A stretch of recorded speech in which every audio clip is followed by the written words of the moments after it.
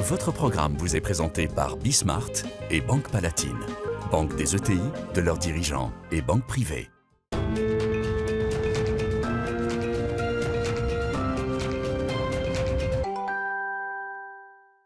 Salut à tous, c'est Bismart. Alors une heure diplo, une heure actualité internationale. On l'avait déjà fait il y a quelques semaines avec Laurence Daziano qui revient d'ailleurs nous voir. D'ailleurs, on va commencer par l'une des régions que volontairement d'ailleurs on n'avait pas traité, parce que quand tu commences à parler du Proche-Orient, tu ne sais pas quand tu t'arrêtes. Donc là, on va démarrer sur le Proche-Orient et puis on va voir où ça nous mène. Allez, c'est parti, c'est Bismart. Votre programme vous est présenté par Bismart et Banque Palatine, banque des ETI, de leurs dirigeants et banque privée.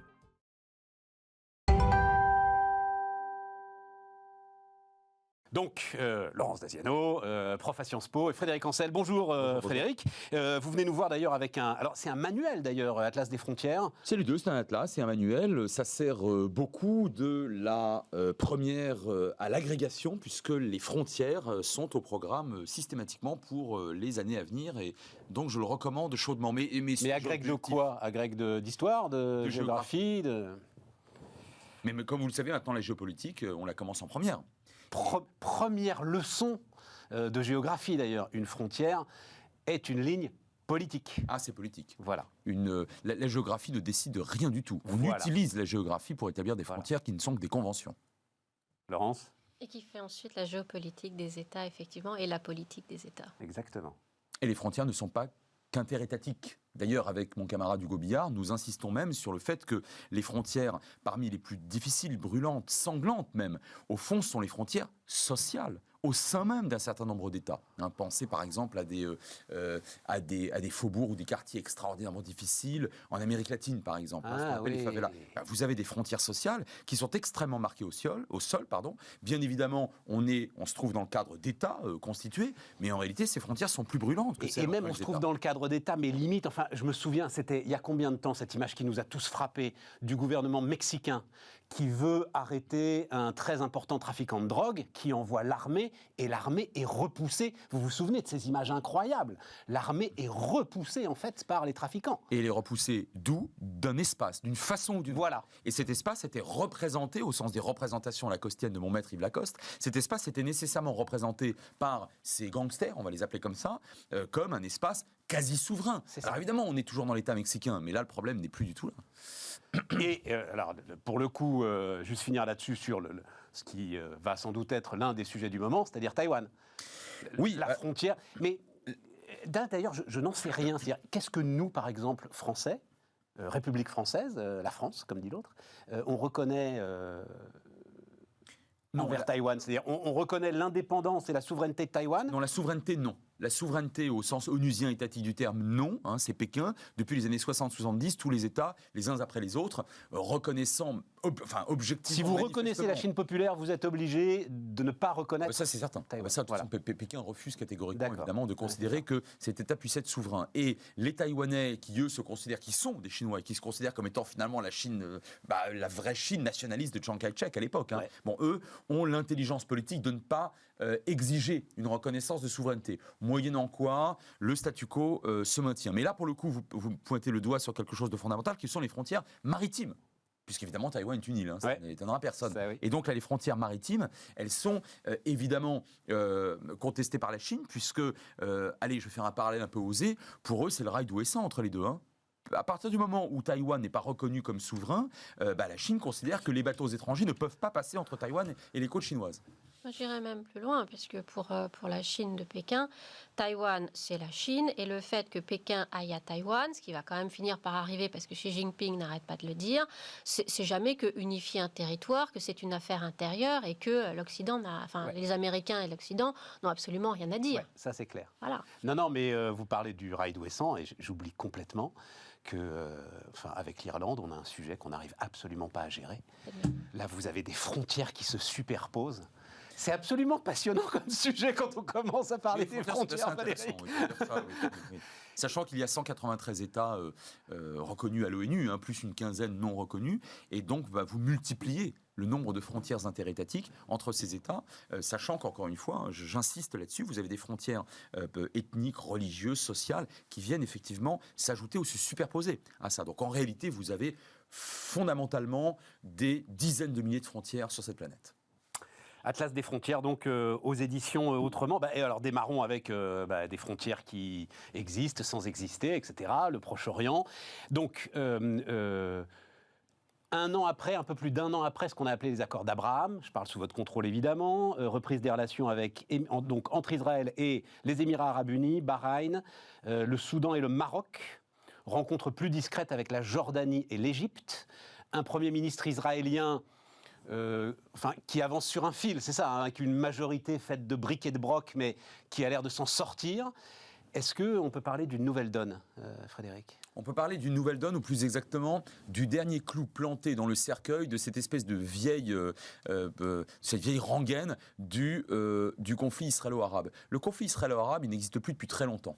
Je ne parle pas du conflit israélo-palestinien, dont c'est le noyau, et qui demeure, alors un conflit de basse intensité, mais qui demeure. Mais le conflit israélo-arabe, écoutez, la dernière fois qu'il y a eu une guerre interétatique, donc entre Israël et un État arabe, c'était en 73, il faut être sérieux. C'est la guerre de Kippour, pardon.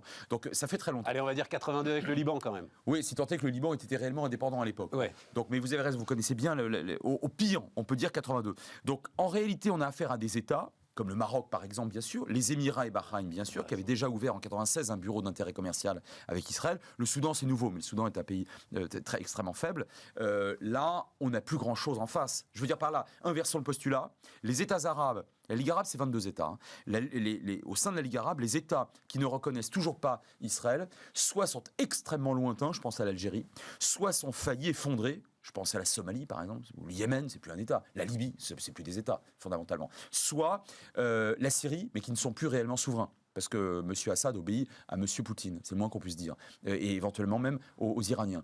Écoutez, il n'y a plus de conflit israélo-arabe. Donc oui, c'est une nouvelle donne, mais j'ai envie de dire que c'est l'officialisation. Même pas avec l'Iran. L'Iran n'est pas un pays arabe. Ah oui, vous avez raison. Oui, tout à fait. Donc, il y a plusieurs pays musulmans. Oui, absolument. Il y a quand même encore l'Arabie Saoudite, hein, même s'il y a des échanges entre l'Arabie Saoudite et Israël qui sont sous le radar, mais ils existent. Il y a quand même le fait que pour l'Arabie Saoudite, qui est le leader à la fois du monde arabe, et qui se veut le leader du monde arabe et du monde musulman, il y a quand même cette question palestinienne qui sera à régler avant qu'ils aient une représentation commerciale en Israël. Mais ils finiront par y arriver aussi. Mais il y a encore l'Arabie Saoudite, et ça ne se fera, parce que je pense que ça se fera, que si les États-Unis interviennent. Parce qu'il y a besoin quand même de cette médiation américaine. On l'a vu aussi avec l'accord d'Abraham. Il y a besoin de cette médiation américaine, et ça pose toute la question de quelle sera la diplomatie américaine au Moyen-Orient. C'est un petit peu là-dessus qu'on avait terminé la dernière fois. On en dira un mot, mais ça n'a plus rien à voir avec les plans de destruction de l'État d'Israël des années 70, Laurence. Là, c'est terminé. Non seulement c'est terminé faute de combattants. Enfin, c'est pas. Et qu'est-ce que ça change pour les Palestiniens ? C'est-à-dire, ce que fait Naftali Bennett, là, est-ce qu'à un moment, ça peut... Parce que c'est quand même une situation, alors j'allais dire qui ne peut pas durer. Elle dure depuis... Mais forcément, à un moment ou à un autre, il va se passer quelque chose, et quelque chose de grave, de très grave, autour de ces situations. Oui, à chaque fois qu'il y a une intifada, par exemple, c'est quand même grave pour les personnes sur le terrain. Mais ce n'est pas grave sur le plan diplomatique. C'est triste ce que je vous dis. Hein. Moi, je suis d'accord avec ce que vous venez de dire, avec peut-être une pointe d'optimisme en moins. La précédente, elle a touché Israël en son cœur. C'est-à-dire, des villes israéliennes se sont soulevées, des populations arabes de villes israéliennes se sont soulevées. Il y a un stade qui a été franchi. Est-ce que ça fait pas réfléchir Israël ? Est-ce que ça fait pas avancer la solution, juste trouver une solution à ce conflit endémique ? Quelques milliers de personnes se sont soulevées dans 2 villes. Bon, ça c'est une chose. En même temps, vous avez cette coalition de briques et de broc, dont vous avez bien fait de rappeler qu'elle était ainsi, mais à mon avis c'est pour ça qu'elle va continuer très longtemps.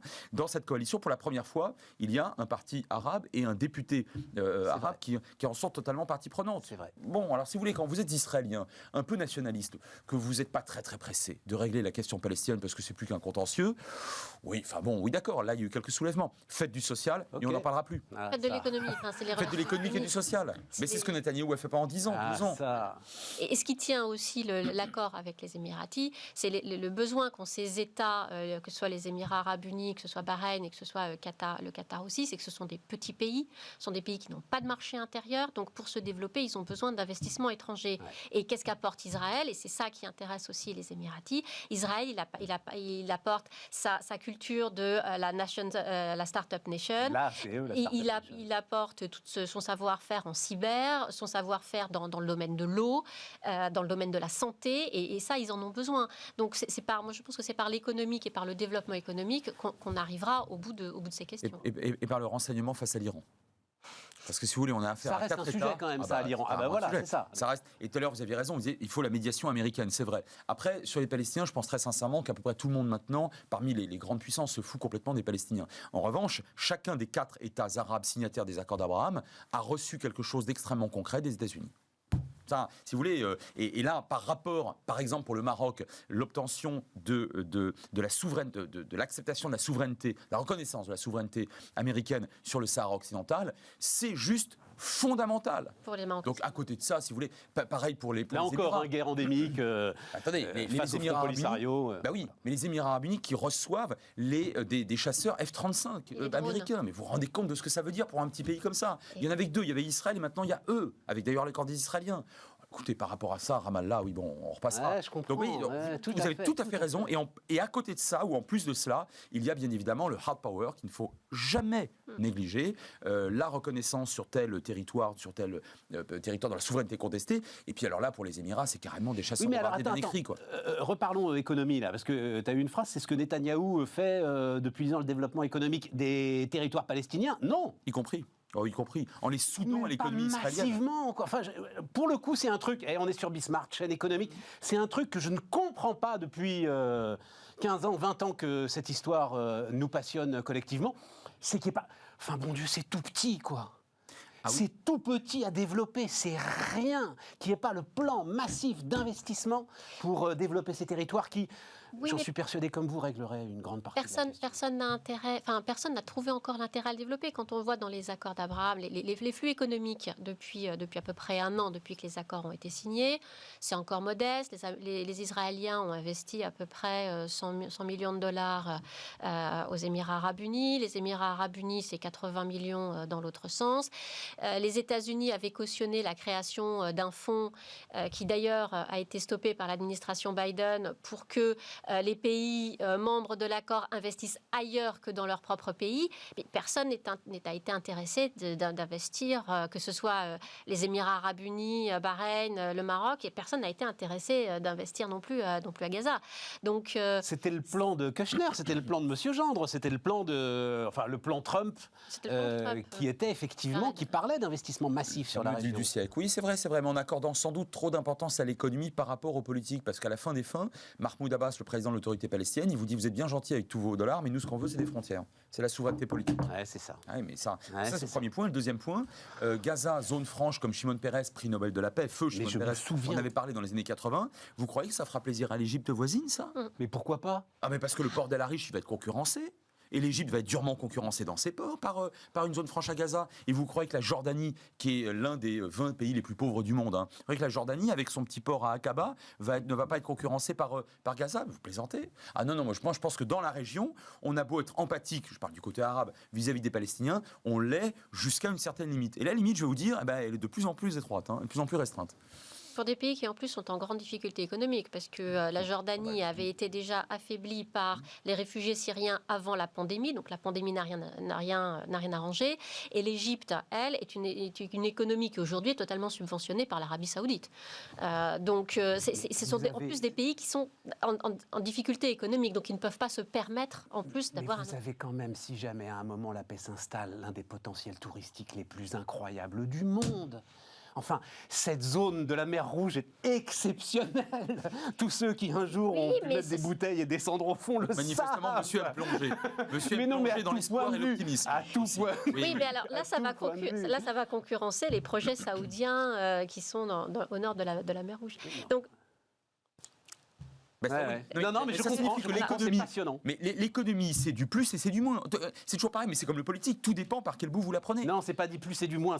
Pour moi, c'est une mayonnaise qui monte quand on l'agite. Alors, à condition à condition que ça serve l'ensemble des gens qui se trouvent dans la région. Mais à partir du moment où, comme vous l'avez dit, mais à partir du moment où il y a une concurrence extrêmement rude, les voisins, franchement, ils préfèrent d'abord récolter ce qu'ils peuvent récolter sur leur propre territoire exclusif en termes de tourisme. Un mot du Liban. Enfin, là encore, c'est des souvenirs de jeunes journalistes, mais quand j'ai vu, j'avais complètement oublié.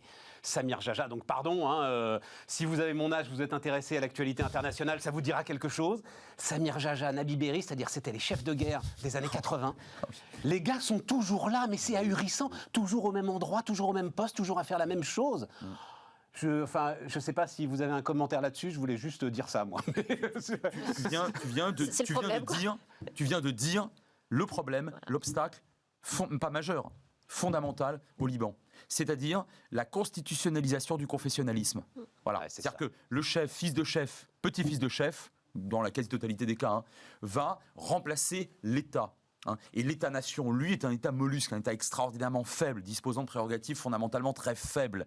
Donc à partir du moment où on n'arrive pas à virer littéralement, ou à la jeunesse, c'est pas aux Français de le faire, c'est à la jeunesse libanaise, à partir du moment où on n'arrive pas à virer ces chefs, fils de chefs, petits-fils de chefs, dont les fils seront à leur tour chefs, qui en croquent, il n'y a pas d'autre terme, notamment sur le plan social et économique, le Liban ne peut pas s'en sortir. Et aujourd'hui, la manière de résister de la jeunesse, et c'est assez triste de le dire, c'est de partir. Puisqu'elle est très très éduquée, elle a un niveau socio-éducatif très élevé, elle s'en va en Occident. Bien sûr. Rien à ajouter, le pays où coulait le lait et le miel. La Suisse du Moyen-Orient. La Suisse du Moyen-Orient. Non mais tu as dit la constitutionnalisation du confessionnalisme. Du confessionnalisme. Oui, parce que on doit tous y réfléchir. 18 confessions. On peut y réfléchir parce que jeté par-dessus bord l'État-nation, c'est allé au communautarisme, au tribalisme, au clanisme. Voilà. Et je pense que c'est une voie qu'il ne faut pas suivre. Tu voulais dire un mot de Maroc, Algérie oui, triangle. Oui, c'est vrai que c'est un triangle, oui. France, Maroc, Algérie, oui, un triangle diplomatique extrêmement brûlant. Non, simplement ajouter à ce qui a été dit ces derniers jours autour du énième scandale, suscité d'ailleurs surtout par la diplomatie algérienne qui n'a pas apprécié les mots du président de la République évoquant une rente mémorielle, fondamentalement dans la région. Et je le dis très très objectivement, on a un allié et un ami difficile. L'ami difficile, ou un État qu'on essaye de faire ami, c'est l'Algérie. Mais l'allié, c'est le Maroc. Et quand vous regardez les investissements, le renseignement, encore une fois, les accords stratégiques et militaires, les alliances croisées, on retrouve systématiquement le Maroc. Et ça, c'est quelque chose qui ça relève d'une constante. Et donc ça veut dire, tu dis quoi? La France doit faire un choix? De toute façon, le choix, il est fait.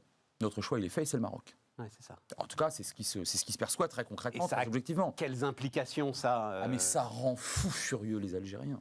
Parce qu'au-delà de la rente mémorielle, ils considèrent qu'eux aussi, ils doivent avoir un rôle à jouer. Alors c'est vrai d'ailleurs dans la... Mais ils sont en conflit les deux, Algérie et Maroc? Ils sont au bord de la guerre. Les frontières sont à nouveau fermées. On est à la limite de la guerre. Mais sur quel motif? Ça m'a échappé, ça. Alors il y a plusieurs... Pardon, je te la parole. Non, il y a, le motif principal, c'est le sort du Sahara occidental. D'accord. Bon, donc le Maroc revendique depuis le départ des Espagnols en 1975 et que l'Algérie a toujours dénoncé. Alors sur le Maroc, il peut y avoir... l'Algérie soutient donc le Front Polisario existe encore. Alors c'est comme. Alors il existe encore. Il a pour l'essentiel perdu sur le terrain. Il est retranché derrière cette fameuse triple ligne de mur. Alors sur les revendications du Maroc, on peut toujours en discuter. D'ailleurs, au sein de l'Union africaine, on en discute. À l'ONU, on en discute. Mais ce qui est sûr, c'est que la prétention territoriale algérienne ne s'appuie sur rien. Enfin, sur la bi-océanité peut-être. Mais moi, si j'étais algérien, j'aimerais bien avoir une ouverture maritime à la fois sur la Méditerranée et sur l'Atlantique. Donc on peut le comprendre. Et on revient à la géopolitique et à la géographie. Mais sur le plan strictement identitaire et historique, l'Algérie n'a aucune prétention sur le Sahara, alors que le Maroc peut prétendre. Mais alors là, on se retrouve... Laurence, je vous en prie. On se retrouve dans une situation qu'on décrivait aussi quand on parlait de la Chine, c'est-à-dire deux pays qui ont de graves problèmes intérieurs et qui pourraient commettre l'erreur fatale qu'on a vue souvent pendant l'histoire, c'est-à-dire essayer d'en sortir par une offensive patriotique, j'en sais rien, enfin voilà, quelque chose de militaire, parce que si tu dis au bord de la guerre, oui. Enfin, c'est... Oui. Bon, je pense que l'un et l'autre joue quand même la carte de la dissuasion. C'est-à-dire que ce que coûterait une intervention militaire, et ils le savent très bien, coûterait davantage, donc serait beaucoup plus lourd que de ne pas faire la guerre, si vous avez compris ma phrase un peu alambiquée. Oui, oui, tout à fait. Et par ailleurs, on dispose quand même de part et d'autre de la frontière fermée des flottes de chasseurs bombardiers tout à fait sérieuses. Donc on risque de se faire très mal. À la fin des fins, pourquoi ? Parce que le paradoxe, c'est qu'il n'y a même pas de conflit réellement frontalier entre les deux pays. Le Sahara occidental, c'est autre chose. Le Maroc, bien sûr, le revendique comme appartenant à son territoire. Mais enfin, entre l'Algérie originelle, disons, d'avant 75, et le Maroc d'avant 75, il n'y a pas réellement de conflit territorial. Donc on a vraiment cette espèce d'approche française, européenne, africaine aussi, puisque chacune des deux puissances se veut aussi une puissance sahélienne. Et là aussi, donc, on est dans une rivalité extrêmement forte. Mais enfin, faire la guerre pour ça, ça coûterait très, très, très cher. Alors, allons en Europe. Tiens, avant la pause, Laurence, la dernière fois, on en avait parlé, on avait fini là-dessus. L'Italie. Sur le miracle italien. Ouais, sur l'Italie. L'Italie, 6% de croissance prévue par l'OCDE cette année. Ouais, nous aussi. Même pas mal. 6,25 nous-mêmes. Donc 6% de croissance qui sont prévus. Grand bénéficiaire du plan d'investissement européen, parce que sur les 750 milliards, il y en a 220 qui sont juste pour l'Italie, qui sont investis essentiellement, ou qui vont être investis essentiellement dans les infrastructures, donc l'école, la santé, les énergies renouvelables, la fibre. Donc un choc, ce qui se veut un choc de compétitivité pour l'Italie, avec une rénovation à la fois du droit de la concurrence, de la justice, parce que tout ça c'est de l'administration, parce que c'est clérosé, sous la houlette d'un Mario Draghi qui conserve sa bonne étoile, sa bonne presse. On l'a dit jusqu'à quand, parce que on voit arriver février 2022 et les élections présidentielles avec un peu d'appréhension. Il est quoi ? Il est populaire en Italie ou pas, Mario Draghi ? Il est populaire au sens où il s'est mis au-dessus des partis. Et même si la situation quasi idyllique que j'étais en train de présenter a quand même quelques faiblesses. Les faiblesses, c'est les jeux politiques italiens, parce qu'il y a quand même toujours des gens que ça gêne quand il y a un leader qui émerge. Et puis, on en parlera peut-être aussi, les prix des matières premières, de l'énergie qui montent et qui donc peuvent affaiblir la croissance italienne. Mais Mario Draghi s'est mis au-dessus de la mêlée et a dit, maintenant, on arrête tout, on est post-Covid, parce qu'il faut quand même aussi se souvenir que l'Italie a été le premier pays touché par la crise Covid en janvier-février en Europe, et que l'Europe a bien rigolé en disant ces Italiens, comme toujours, ils savent pas gérer, ils n'ont pas le système de santé, ils savent pas gérer la petite grippette. Tout à fait. Donc on les a quand même bien laissés tomber sur ce sujet-là, comme on les a toujours laissés tomber sur les questions migratoires.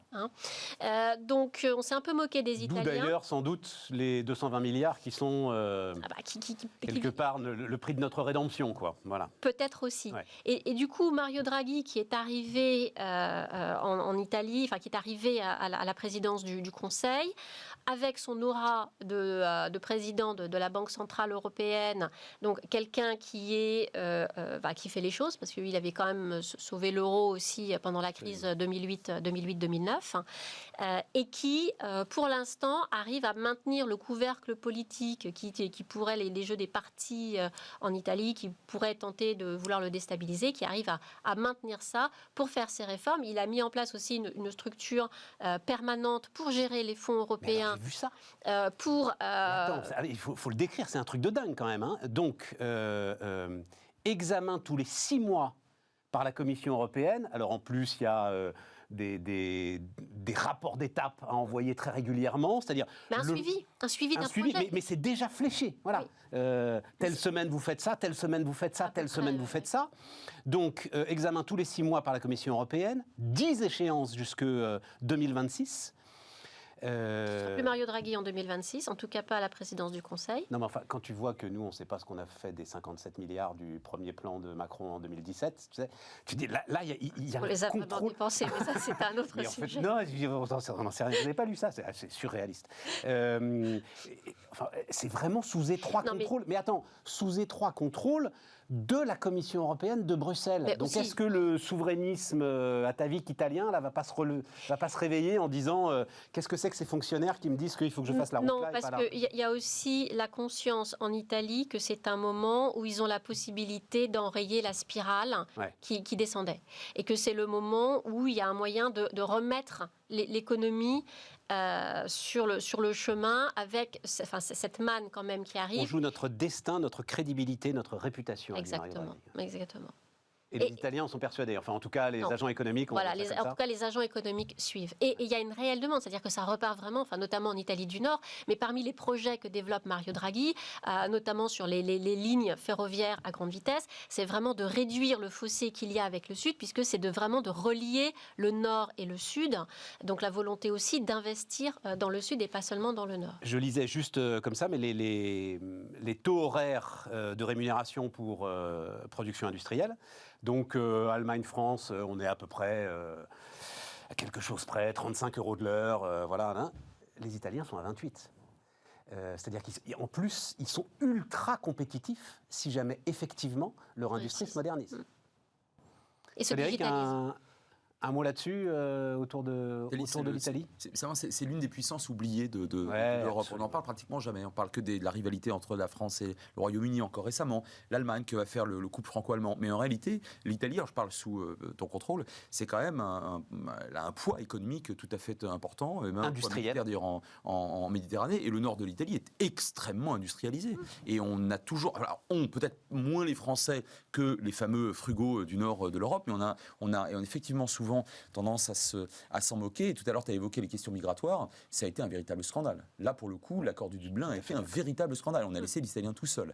Et je pense que de ce point de vue-là, il doit y avoir... Alors, sauf que l'Italie ne peut pas s'en sortir seule. Elle ne peut pas nous dire, mais puisque c'est comme ça, moi, vous allez voir, je vais me mettre avec... je ne sais pas, avec... Bon. Mais l'Italie, je pense... Alors, puis en plus, il n'y aurait aucune légitimité à le faire. Parce que les membres fondateurs du traité de Rome s'appellent le traité de Rome, quand même. Voilà. C'est une certitude. Ouais. Mais ces dernières années, il y a eu une tentative des Italiens de nous démontrer à nous autres Européens qu'il fallait qu'on s'y intéresse davantage, parce que sinon, après tout, les Chinois pouvaient proposer des choses intéressantes. Il n'y a pas que les Italiens, hein. Le port du Pirée en Grèce, le Portugal avec la plus grande usine productrice d'électricité, mais maintenant... C'est du Portugal qui a été racheté, les grids qui ont été...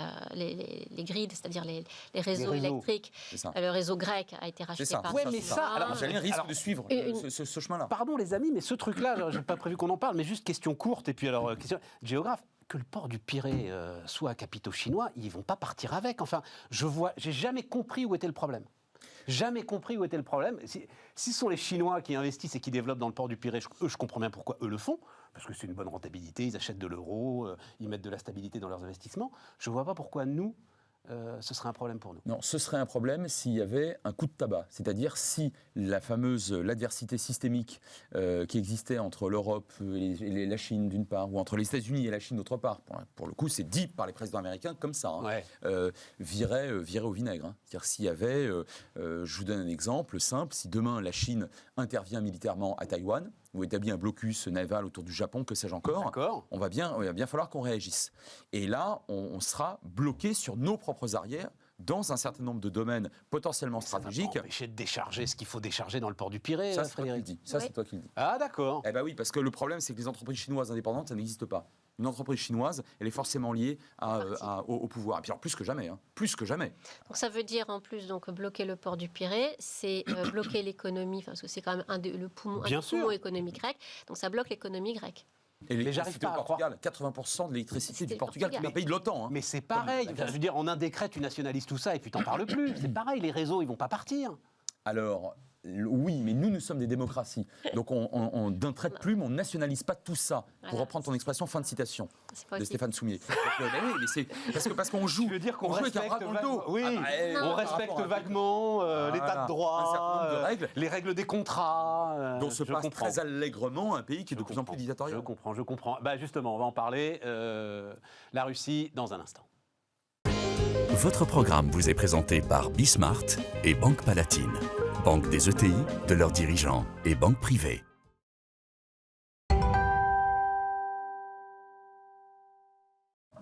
On repart les amis. Poutine et le gaz, Laurence, c'est une de vos passions aussi.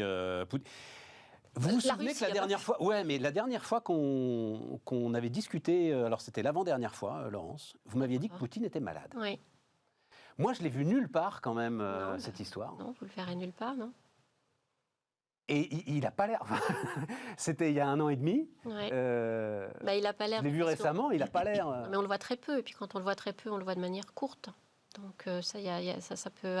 Problème neurologique, vous m'aviez dit, quelque chose autour de Alzheimer. Enfin, voilà. Mais à part ça, le système est quand même très verrouillé en Russie, donc on ne le verra pas. Ça s'est très peu su aussi, mais il y a eu des cas de Covid au Kremlin et Poutine a dû s'isoler, bien qu'il soit vacciné, et que tous ceux qui doivent l'approcher passent par des quarantaines, des vaccinations. J'aimerais bien savoir s'il est vacciné au Spoutnik d'ailleurs, ou si ils sont vaccinés quand même avec un coup de Moderna, comme tout le monde. Officiellement, c'est le Spoutnik. Non, mais au-delà de la santé de Vladimir Poutine, la question du gaz, parce que c'est quand même ça qui nous intéresse aujourd'hui.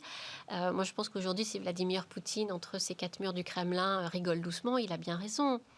Parce que depuis plusieurs années, l'Occident lui dit, en tout cas les Européens lui disent, non mais nous on va réorganiser notre marché énergétique, on libéralise, donc on repose sur les prix du marché, alors que les Russes nous disent, mais c'est peut-être mieux d'avoir des contrats long terme, sauf qu'on ne veut pas se lier à des contrats long terme avec la Russie, parce que c'est pas bien, alors qu'économiquement, un des intérêts de l'Union européenne et de ce pays qu'est la Russie, ce serait quand même de renforcer leurs liens économiques. En tout cas, c'est ce que je pense. Donc, on n'a pas voulu faire de contrat long terme avec la Russie. Néanmoins, on est très dépendant de la Russie, puisque Gazprom, c'est à peu près 40% de l'approvisionnement européen en gaz, et ce sont surtout les Allemands qui sont dépendants du gaz russe, d'autant plus depuis qu'ils ont fermé leur centrale nucléaire, merci Madame Merkel au passage, et que les Russes aujourd'hui, Gazprom, il a les contrats, il les respecte visiblement. Et puis, il y a quand même Nord Stream 2 qui doit bientôt entrer en vigueur, mais les Russes attendent encore quelques autorisations allemandes. Un nouvel oléoduc sous la Baltique qui passe directement de la Russie à l'Allemagne, sans traverser les États de l'Europe centrale, et notamment l'Ukraine. Et notamment l'Ukraine. Donc on a déjà Nord Stream 1 qui a une dizaine d'années, qui est doublé par Nord Stream 2 parce que les Allemands ont besoin de beaucoup d'électricité, qu'ils ont fermé donc leur nucléaire, que l'éolien qui est en mer du Nord suffit pas, notamment parce qu'il est très loin. Est-ce que Poutine va en jouer de ça? Parce que dans ses dernières déclarations, il était presque économique en disant ce que tu décrivais très bien, c'est dire vous vouliez pas de contrat de long terme, vous voulez le marché, vous avez le marché. Vous avez le marché, et puis moi j'attends mes dernières décisions des autorités allemandes pour mettre en service Nord Stream 2 que je suis en train de remplir doucement pour le faire monter en puissance. Donc j'attends, mais si vous avez besoin de gaz, il n'y a pas de souci, on va ouvrir Nord Stream 2. Mais il est tout à fait, là pour le coup, je pense qu'il est économique. Il est économique, il est presque juridique. Il est droit dans ses bottes. Et pour une fois, qu'est-ce qu'on va aller lui dire? Madame von der Leyen va lui dire quoi? Qu'il bloque? Non, il a respecté ses contrats. Il faut qu'il fasse plus. Il va lui dire que quand il faut soigner ses clients quand il y a beaucoup de demandes, parce que quand il y en a un peu moins, ils se souviennent parfois de relations compliquées. Oui, mais quand il y en a un peu moins, souvenez-vous aussi qu'il y a les pipelines qui sont en train de construire vers la Chine, parce que la Chine a aussi beaucoup besoin d'énergie et de gaz. Donc la demande, elle est là, et que le budget russe, c'est très simple, le budget russe est constitué chaque année à partir d'un baril de pétrole qui vaut $40. Donc à partir du moment où le gaz et le pétrole sont à plus de $40, c'est du bénéfice pour l'économie russe, dont je rappelle qu'elle est très peu endettée. En fait, oui, elle est très peu endettée, mais elle n'a rien d'autre. Non, mais elle n'a rien d'autre. C'est-à-dire qu'il faut qu'ils en profitent vite, parce que dans 10 ans, on n'en parle plus, quoi. Oui, mais ils sont aussi... Alors, c'est vrai, mais ils sont aussi en train de commencer à faire leur évolution. C'est tout petit, mais c'est vrai que... Non, mais... Oui, mais en tout cas, dans 10 ans, pour l'instant, le prix du gaz, c'est aujourd'hui. Non, je comprends. Frédéric ? Oui, avec une économie qui est quand même pour l'instant extraordinairement rentière. C'est en fait les Russes vendent aujourd'hui ce que l'URSS vendait pratiquement il y a 100 ans. On parlait de l'Algérie, là, c'est à peu près la même chose. Il n'y a pas d'industrialisation, ça c'est sûr. Et surtout très peu de high-tech. Alors sur le cyber, ils s'en sortent bien, mais ils s'en sortent bien dans, encore une fois, le hard power. Ils s'en sortent bien pour gêner considérablement la tenue d'élections démocratiques, par exemple, au hasard, aux États-Unis, en Grande-Bretagne, peut-être en France. Je pense qu'ils seraient bientôt capables, ou ils sont peut-être déjà capables, de nous mettre la misère, pardonnez-moi l'expression, en Occident et dans un certain nombre de pays. Vous voyez, non mais sur les systèmes informatiques gérant des hôpitaux, des EHPAD, de la purification d'eau, etc. Ils le font déjà, parce que la cybercriminalité d'origine russe, elle est quand même, quand même reconnue. Donc, mais ça rapporte pas grand-chose. En fait, c'est une capacité de nuisance qui est intéressante dans la négociation générale.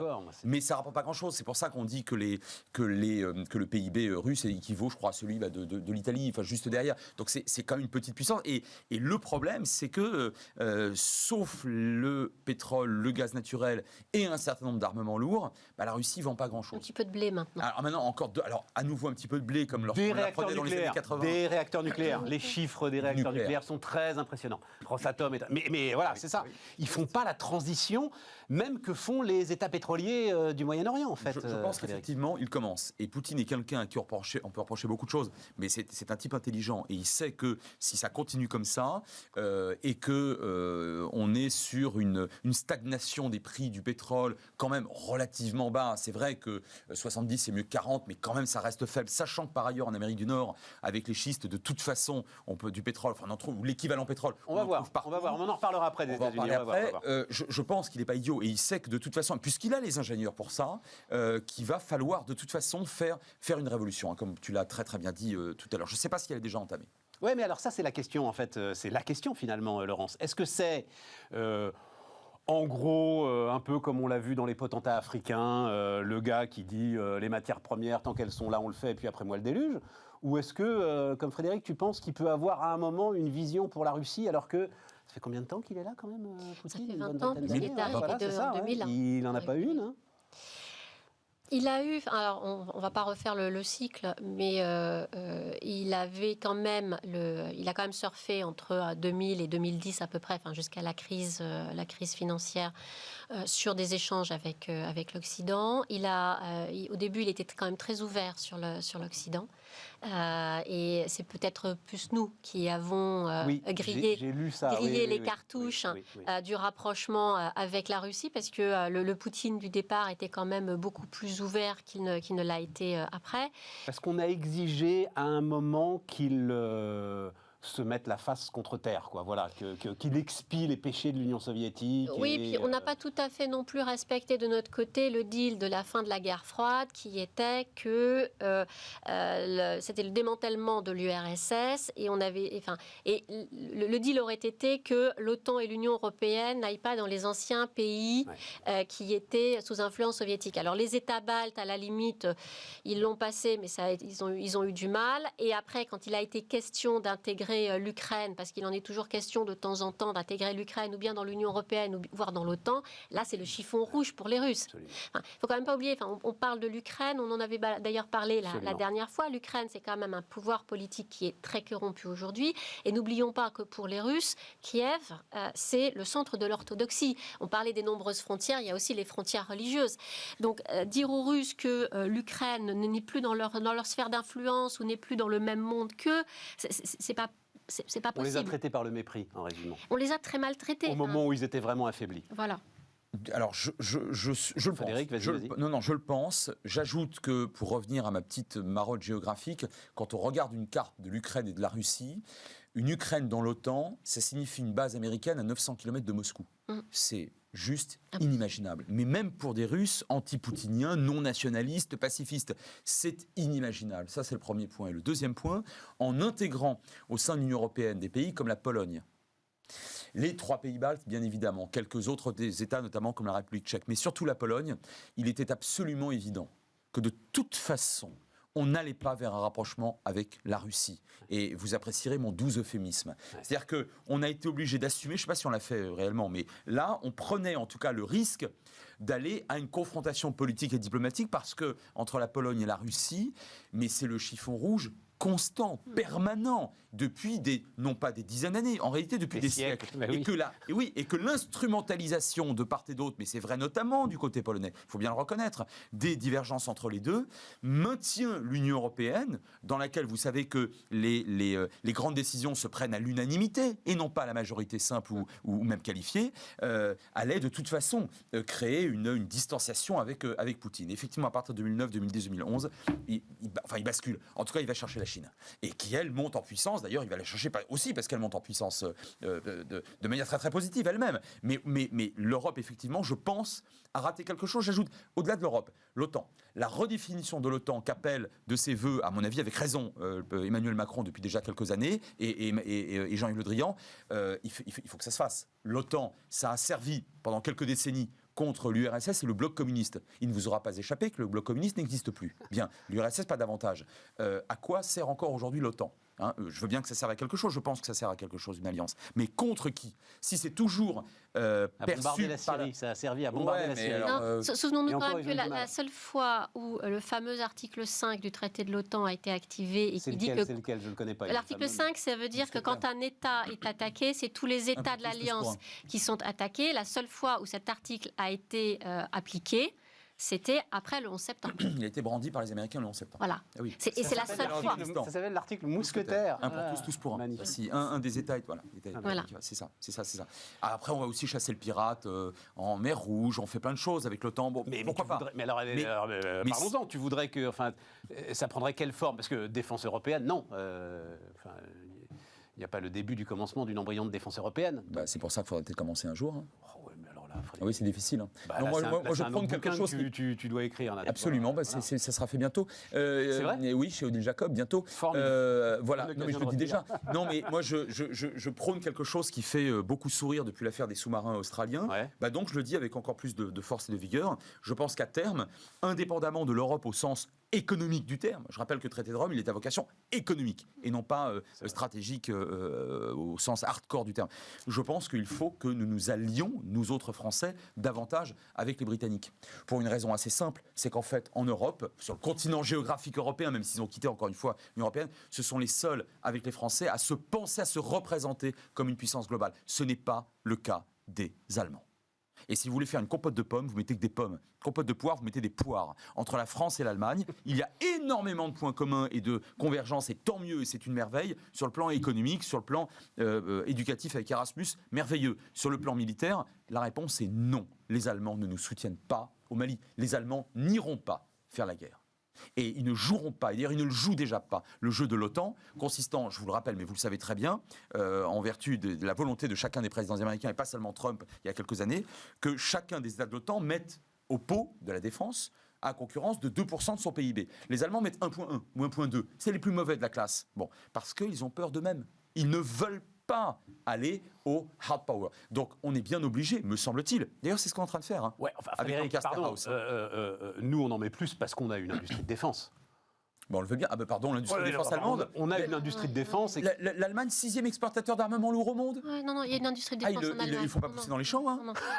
C'est-à-dire que, et regarde ce que les Allemands viennent de vendre aux Grecs, aux Turcs, et pour cause des sous-marins. Ah non, attention, ils avaient vendu à Israël des sous-marins lanceurs d'engins. Ah non. Et c'est vrai que sur les Australiens, on était en concurrence avec les Allemands. Et en plus de ça, entre parenthèses, on était en concurrence avec eux. Donc je pense que, et c'est ce qui est en train de se faire, le processus de Saint-Malo, Chirac-Blair 98, depuis Lancaster House, même avec Johnson, est en train de se poursuivre. C'est pas l'ambiance là quand même. Là, c'est l'ambiance. Officiellement, diplomatiquement, sur le plan de la pêche et des ressources halieutiques. Guerre en mer d'Irlande là. Tu as tout à fait raison. Moi, je te parle du plan militaire. Sur le plan militaire, il y a un rapprochement qui ira vraisemblablement à la mutualisation d'un certain nombre d'armements. Je te rappelle qu'on est en train de revenir à l'idée du porte-avions commun, ce qui serait une première depuis 1945 entre deux États. Et tout ça me paraît intéressant. On est en train d'y revenir là, ça m'avait échappé. Oui, on est en train d'y revenir. Absolument. Et donc c'était un projet il y a avant la construction du Charles de Gaulle. Non, c'était l'Irak. Voilà, c'était juste avant la grande crise entre la France et puis ses alliés à l'époque évidemment de l'Irak et de Bush en 2003-2004. Bon. Voilà, c'est ça. Et là, là, on y revient petit à petit. Et je pense que même les Anglais savent parfaitement, et notamment les militaires, savent parfaitement que de toute façon, ils ne vont pas fusionner avec l'Australie, avec le Canada et leurs anciens dominions, et que les Américains, leur relation spéciale, elle est derrière. Et regardez à quel point M. Biden ne souscrit absolument pas au projet johnsonien de fusionner les économies, enfin d'établir un accord de libre-échange total. Or, M. Johnson a vendu à sa population, dans le cadre du Brexit, cette perspective. Et cette perspective n'existera pas. Par conséquent, il ne met pas tous ses œufs dans le même panier. Et moi, ce que je constate très, très empiriquement, très objectivement, c'est que sur le plan militaire, il y a la poursuite d'un rapprochement. C'est intéressant, hein. Je souscris. Comment tu souscris ? Et comment t'intègres ça dans la zone euro, le pacte de stabilité, etc., etc. De toute façon, t'offres aux Allemands la protection en fait du nouvel ensemble franco-britannique pour faire passer la pilule. Ils resteront avec les Américains. Mais oui, ils resteront avec les Américains. Mais là, encore une fois, je ne parle que je parle d'un étage ou dans le millefeuille d'un secteur ou d'un niveau, d'une dimension militaire. Il y a une dimension. Mais oui, mais cette dimension militaire, très bien appartenir aux deux. Si elle est pas, alors là, je parle au professeur. Si cette dimension militaire n'est pas appuyée par une dimension de politique étrangère commune, elle n'a aucun sens, elle ne veut rien dire. Je suis bien d'accord. Moi, je constate que depuis la fin de la crise irakienne, de 2003, 2004, 2005, les Français et les Britanniques se sont retrouvés à peu près systématiquement sur tous les conflits. Et les Européens, t'en fais quoi ? Enfin, on a quand même une diplomatie commune à mener avec les 27. Ah ben alors là, je reviendrai sur ton expression dubitative de tout à l'heure. Elle existe aujourd'hui, la diplomatie européenne, mais j'aimerais bien qu'elle existe. Donc tu l'envoies bouler et tu construis une union militaire. En tout cas, parallèlement, ne négligeons pas, pardon, je te sais pas, en tout cas, en attendant de progresser là-dessus, ne négligeons pas quelque chose qui peut faire pièce à la fois aux Russes, aux Chinois et même d'ailleurs aux Américains, un noyau, en quelque sorte, stratégique qui serait à prendre en considération, dont on ne rigolerait pas, indépendamment d'une diplomatie européenne à construire. Florence ? Non, je voulais juste dire que pour la diplomatie européenne, elle vient de déclarer que c'était la fin de l'incident entre la France et l'Australie à propos des sous-marins. C'était un incident.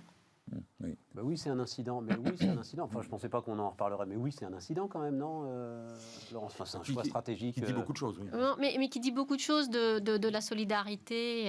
Enfin, ils n'étaient pas obligés de le dire. Même si après, on peut parler sur le fond du contrat qui n'en était pas vraiment un. Enfin, surtout des menaces chinoises de l'Australie. À partir du moment où tu as l'Amérique qui te tend la main, tu la prends, non, quand même Oui, non, mais au-delà de ça, enfin, c'était pas vraiment un contrat dur. C'était un contrat qui était en plusieurs parties. Les Australiens étaient tout à fait dans leur droit de le rompre à ce moment-là, ils le pouvaient. Enfin, donc, mais au-delà de ça, ou bien on dit rien, mais on ne dit pas ça. Oui, d'accord. C'est ça que je voulais dire. D'accord. Alors parlons-en de l'Amérique. Biden, là, il paraît que j'ai commencé à voir ça, c'est l'instant Carter de Biden. Oui, c'est pas des bons souvenirs. Hein. C'est ça. Oui, alors pardon pour ceux qui s'en souviennent pas, c'est-à-dire une Amérique totalement incapable de prendre la moindre décision un peu forte. Moi, je pense que Biden est moins naïf que Carter. Carter était authentiquement naïf au sens presque wilsonien du terme. Oui. Hein. Et il croyait dans sa philosophie personnelle même en fait. Mais y compris dans sa philosophie personnelle. Ce qui n'est pas le cas comme de Biden, qui est un vieux routier de la droite du Parti démocrate, donc qui s'inscrit pas tout à fait dans cette famille politique-là, d'une part. D'autre part, il avait quand même réussi quelque chose, Carter. C'était la paix israélo-égyptienne. C'était pas rien quand même, hein, parce que ça rompait un cycle décennal catastrophique des Américains en pleine guerre froide. Les Américains, pendant 10 ans, ont à peu près perdu partout. Et là, l'Égypte, c'était un peu la divine surprise, mais au bon sens du terme. Bon, ça, il l'a fait. Et puis après, il s'est vautré avec... Mais on le doit à Carter ou on le doit à deux chefs d'État ? Enfin, on va pas refaire l'histoire, hein, mais... Non, Sadat avait déjà décidé de faire la paix avec Israël. Oui, voilà. Bon, oui. Après, Carter, il a payé. Et les Américains continuent de payer, ce qui n'est pas négligeable. Ouais. Bon, Carter, au moins, il a su parrainer correctement le truc. Mais effectivement, ça a été un président extrêmement faible et en matière d'affaires étrangères assez mauvais. Moi, je constate quand même que Biden, il a au moins repris immédiatement, on va dire, en charge le fait d'assumer l'existence de l'OTAN. Et il fait de l'OTAN, où il recommence à faire de l'OTAN, un instrument géostratégique, alors en l'occurrence à la fois contre la Russie et contre la Chine, mais ce qui n'est pas idiot. On peut être d'accord ou pas, mais c'est pas idiot. Il y a une pensée derrière, il y a quelque chose. D'accord. Trump, il n'y avait pas ça. Mais attends, la Chine est un peu loin de l'Atlantique Nord quand même, hein, parce que dans OTAN... D'où la redéfinition. Mais oui, mais je suis d'accord avec toi, mais d'où la nécessaire redéfinition macronienne, ou en tout cas demandée par la France, de l'OTAN. Je suis tout à fait d'accord, c'est bien loin. Mais comment est-ce qu'il peut redonner toute son importance à l'OTAN et virer la France justement du partenariat pacifique? Il nous vire pas, mais il y avait 56 milliards en jeu. Vous croyez franchement que les Américains... Mais il aurait pu au moins nous filer un strapontin. Ah, qui te dit qu'il ne va pas nous le filer dans d'autres, sur d'autres secteurs? Soit demain avec des contrats liés à l'Inde, soit qui achètent à la fois américains et français, soit dans d'autres États de la région qui achètent à la fois français et américains. Je pense à Singapour, par exemple. Il n'a pas dit de ce point de vue-là son dernier mot. Je veux dire, c'est quelque chose qui... Le strapontin, il est toujours possible. Sachant, entre parenthèses, que depuis 1951, les États-Unis et l'Australie sont signataires d'un accord de défense. Donc là, je rejoins ce que tu disais tout à l'heure, ou ce que vous disiez. L'Australie, fondamentalement, si elle perçoit de manière sérieuse, et c'est le cas maintenant, une menace chinoise, plus seulement économique mais militaire, bien évidemment qu'elle va chercher le partenaire américain qui de toute façon est le plus puissant. Et parce qu'il n'y a pas d'Europe de la défense, ou en tout cas une Europe diplomatique assez solidaire de la France dans ce genre d'incident, on est effectivement tout seul. Alors pourquoi les Américains, franchement, inverse ta question, pourquoi les Américains ne l'auraient pas fait? Non, mais même on peut aller plus loin. Pourquoi est-ce que les Australiens ont choisi à un moment la France et pas les États-Unis? Parce qu'on était en pleine période Trump, et c'était la pleine période Trump de je me concentre chez moi et le reste, j'en ai rien à faire. Donc les Australiens, ils se sont trouvés un peu tout seuls. Il y avait même eu une humiliation publique du Premier ministre australien par Donald Trump, si tu t'en souviens. Donc de ce fait, les Australiens se sont tournés vers ceux qui pouvaient à ce moment-là combler le vide, et c'était les Français.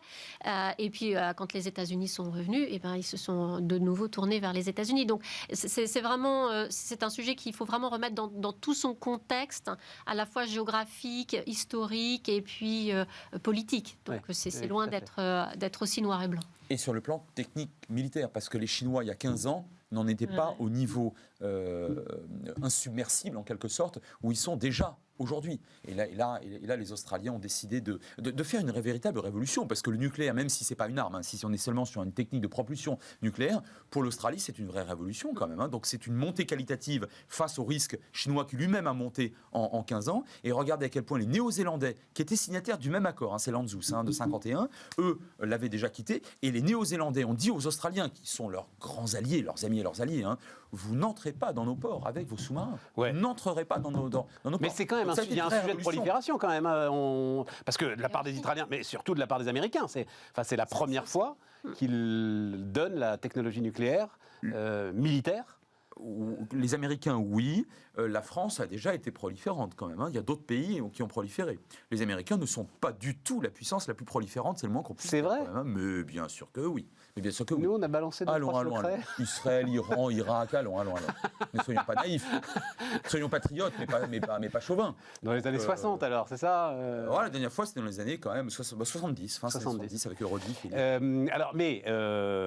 Trump, alors, dans tout ça, je dois dire que... Trump attend son heure.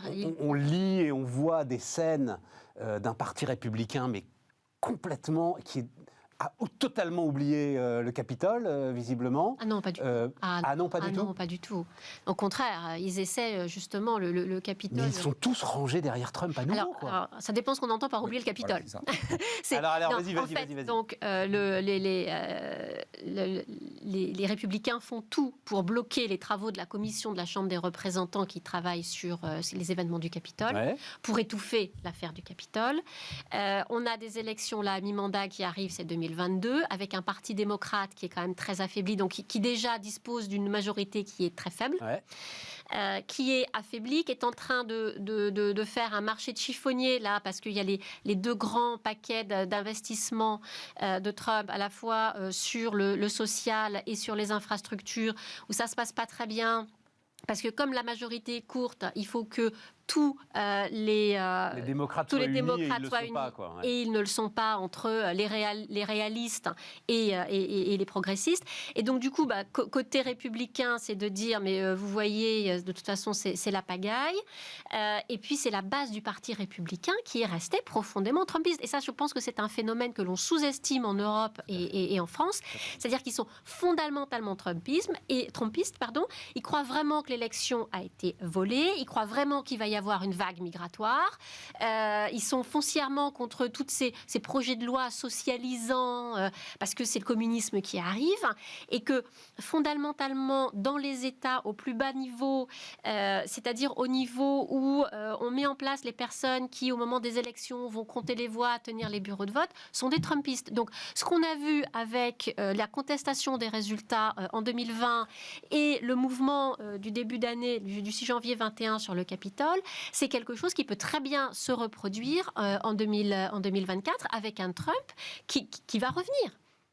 Qui va revenir parce qu'il le peut, il peut être candidat, et qu'en face, les républicains n'osent pas, il n'y a pas de front. Et les seuls qui ont essayé se sont cassés les dents. Se sont fait laminer. Donc il y a un vrai danger, je pense, sur la démocratie américaine, qui est une perte de pouvoir du gouvernement fédéral, et du coup cet émiettement qui ne peut que profiter à Trump au moment où Biden est affaibli parce qu'il n'arrive pas à faire passer ses packages. Il est affaibli parce que l'économie de Covid, bon, certes, elle a un peu régressé, mais elle est toujours là aussi aux États-Unis. Et puis parce qu'il a un parti démocrate qui va des Insoumis jusqu'à La République En Marche, quoi. Voilà. Et qu'il n'arrive pas à avoir de majorité dans... Frédéric, c'est parce que effectivement, c'est cette histoire, j'ai l'impression, qui est en train de monter, là, de la façon dont les élections même vont se passer, vu les pressions qu'il y a sur des élections, les organisateurs. Des élections de mi-mandat que les démocrates peuvent perdre. Et les républicains peuvent avoir la majorité au Congrès, c'est-à-dire dans les deux chambres. Oui, c'est ça. Au Sénat, de toute façon, il n'y a qu'une seule voix de majorité pour l'instant pour les démocrates. Et les démocrates sont très désunis, effectivement. La gauche ou l'extrême gauche du Parti démocrate aujourd'hui est une espèce de chiffon rouge qui est présenté, avec raison d'ailleurs, par une partie, on va dire, de la droite traditionnelle américaine qui, du coup, bascule dans ce qu'on peut appeler une forme d'extrême droite populiste qui n'existait que très marginalement il y a encore 40 ans. Pensez à Reagan quand il arrive au pouvoir en 81. Reagan n'est absolument pas du tout, et le Parti républicain à l'époque n'est pas du tout sur cette ligne-là. Pensez encore 10 ans plus tard à Bush père. On n'est pas du tout sur un parti républicain complotiste au dernier degré, antidémocratique au sens évidemment philosophique du terme, trumpiste quoi finalement, absolument pas. L'évangélisme à l'époque est beaucoup plus faible. Là, autour de Trump, le poids des évangélistes est parmi vraiment les plus durs, a été tout à fait important, et il a soigné d'ailleurs cette alliance évangélique. Regardez ce qui se passe dans les États du Sud aujourd'hui sur le plan sociétal, sur le plan éducatif, philosophique, c'est une extraordinaire régression. Maintenant, je dis ça, je ne suis pas américain. On pourrait me reprocher de dire, mais enfin, c'est une partie du peuple. Oui, mais cette polarisation, elle est, me semble-t-il, extrêmement grave. Alors, je disais quand même, en novembre, décembre et début janvier, je disais avant, pendant et juste après les images terribles du 6 janvier, qu'il fallait toujours regarder, notamment aux États-Unis, la bouteille à moitié pleine, vide et pleine. C'est-à-dire que je disais à l'époque, vous allez voir que le 21 janvier, il y aura bien un président qui sera bien élu, il va bien prêter serment comme il se doit, comme il le faut, que la police, que l'armée, que l'administration, que la diplomatie, que les grandes institutions, tout le monde obéit, tout le monde suit quoi. Bon. Oui. Donc jusqu'à présent, on peut inverser le postulat en poussant un peu l'optimisme, en disant bon,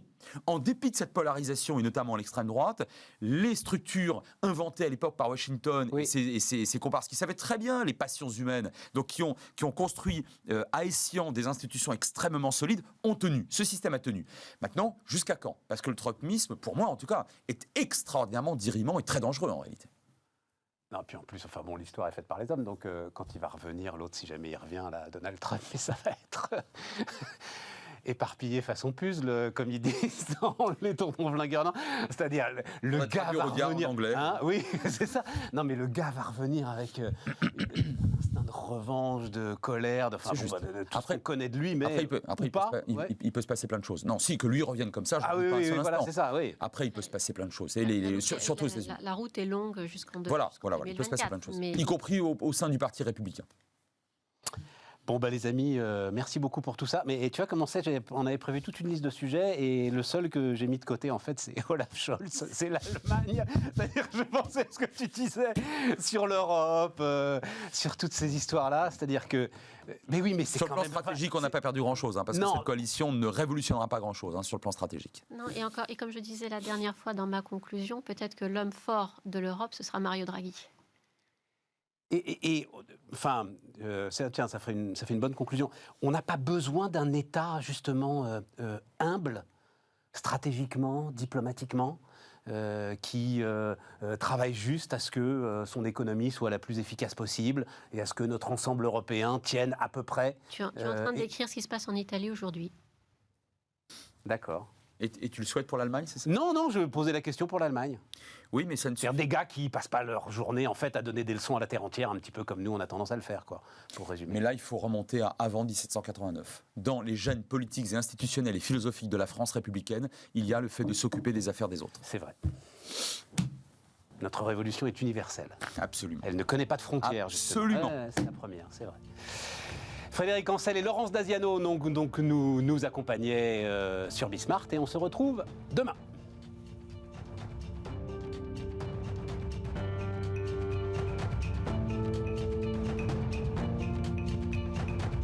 Votre programme vous a été présenté par Bismart et Banque Palatine, banque des ETI, de leurs dirigeants et banque privée.